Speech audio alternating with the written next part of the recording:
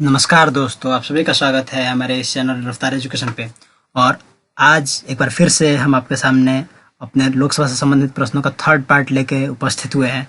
जैसा कि हमने अपने पहले ही वीडियो में बताया था कि इस पूरे के पूरे लोकसभा को हम 9 पार्टों में लेके आ रहे हैं। तो इसके पहले हमने 2 पार्ट लोकसभा से संबंधित करंट अफेयर और लोकसभा के इतिहास के बारे में 2 पार्ट को हमने कंप्लीट कर दिया है।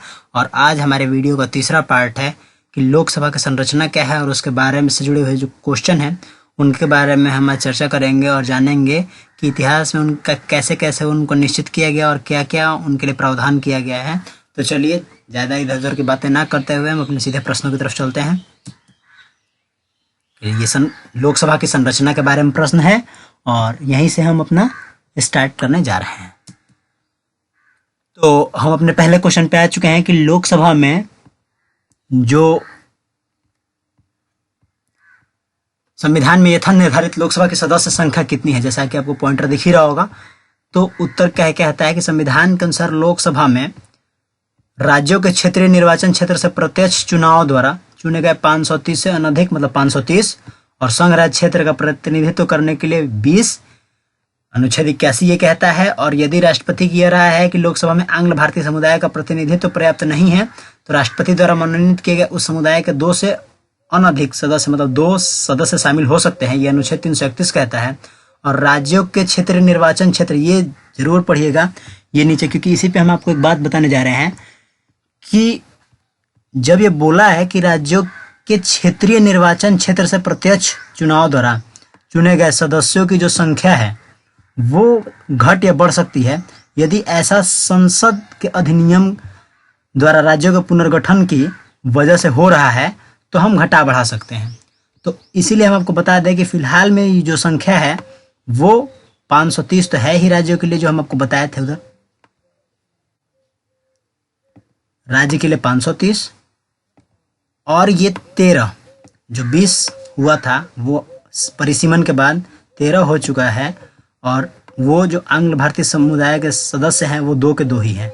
तो ये आप यहाँ पे इसको करेक्ट करके 20 तो ओरिजिनल था। हम आपको यहाँ से ओरिजिनल बातें भी बताएंगे जो हमारे अनुच्छेद मतलब जो संविधान में लिखी गई थी और जो बाद में बन के आई वो भी बातें हम बताएंगे। तो ये 20 से अब 13 हो चुका है और टोटल जो संख्या है वो लोकसभा की वो 545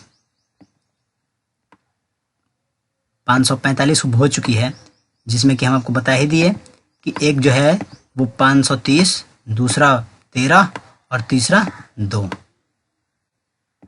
यहाँ पे 13 होगा और यहाँ पे 530 राज्यों का है, जो कि बिल्कुल जो हमारा जब बना था संविधान तो उसमें 530 रखा गया था, वो आज भी 530 ही है। और ये जो संघ राज्य क्षेत्र है वहाँ पे 20 के बजाय 13 कर दिया गया है और आंग्ल भारतीय जो समुदाय हैं उसमें 2 किया गया है। वो तो 2 पहले ही से था, लेकिन ये इसमें मेन अनुच्छेद याद रखिए कि ये अनुच्छेद 81 के तहत जो सदस्यों की संख्या नियत की जाती है। और आंग्ल भारतीय जो सदस्य होते हैं वो जो मनोनीत किए जाते हैं वो अनुच्छेद 331 के तहत। तो इसमें 2 बातें याद रखने वाली चीज़ें हैं कि जो आंग्ल भारतीय सदस्य हैं उनको अनुच्छेद 331 के तहत और जो बाकी सदस्य हैं उनको अनुच्छेद 81 के तहत। ये क्वेश्चन पूछा जा सकता है किसी भी एग्जाम में कि किस अनुच्छेद के तहत सदस्यों को नियुक्त किया जाता है या सदस्यों की जो संख्या है वो नियत की जाती है। तो ये 2 याद रखिएगा, अनुच्छेद 81 और अनुच्छेद 331। इसी में जो निर्वाचन क्षेत्र होता है उसका परिसीमन किया जाता है हर चुनाव के बाद। और फिलहाल में एक और बात बता दें आपको कि अभी जो फिलहाल में जो जनगणना के परिसीमन की गई है वो 2026 तक रखी गई है। मतलब जो ये स्थिति है, ये जो 545 देख रहे हैं ये 2026 तक ऐसे ही बनी रहने वाली है। मतलब 2026 तक इसमें कोई बदलाव नहीं होगा। 2026 के बाद आगे देखा जाएगा कि इसमें क्या बदलाव करने लायक है, लेकिन फिलहाल में 2026 तक तो कोई बदलाव नहीं होगा। आपको 545 ही लेके चलना पड़ेगा। तो ये हमारा पहला क्वेश्चन था। हम अपने अगले क्वेश्चन की तरफ बढ़ते हैं। लोकसभा का कार्यकाल कितना होता है? तो यहाँ पे आपको दिख ही रहा होगा आंसर में। हम तब तक लेजर पॉइंटर ले लेते हैं। तो लोकसभा का कार्यकाल कितना है? तो लोकसभा का जो सामान्य कार्यकाल होता है वो 5 वर्षों का होता है, किंतु इसे राष्ट्रपति द्वारा पहले भी विघटित किया जा सकता है यदि उसे लग रहा है कि राष्ट्र के ऊपर कुछ भी संकट या ऐसी चीजें आई हैं जिनकी वजह से देश पर खतरा है, तो वो आपातकाल लगा के संविधान के अनुच्छेद 352 के अंतर्गत आपातकाल के प्रख्यापन, यहाँ पे एक जो वर्ड आपको दिख रहा होगा प्रख्यापन, प्रख्यापन में आप लोग कंफ्यूज हो रहे होंगे कि जो प्रख्यापन होता है इसका मतलब क्या होता है। प्रख्यापन का मतलब लागू करना होता है, रेगुलेट करना होता है। तो ये आपातकाल को लागू किया जा सकता है 352 के तहत, ठीक है। और ये प्रख्यापन समझ लीजिए। और प्रख्यापन के प्रभावी होने के अवधि के दौरान संसद द्वारा पारित अधिनियम द्वारा सामान्य कार्यकाल को बढ़ाया जा सकता है और चाहे तो खत्म भी किया जा सकता है। इसी के तहत 1975 में जो चुनाव होने वाले थे 1976 में, वो इमरजेंसी के तहत उसको बढ़ा दिया गया और इस अवधि को एक बार में 1 वर्ष से अधिक नहीं बढ़ाया जा सकता है।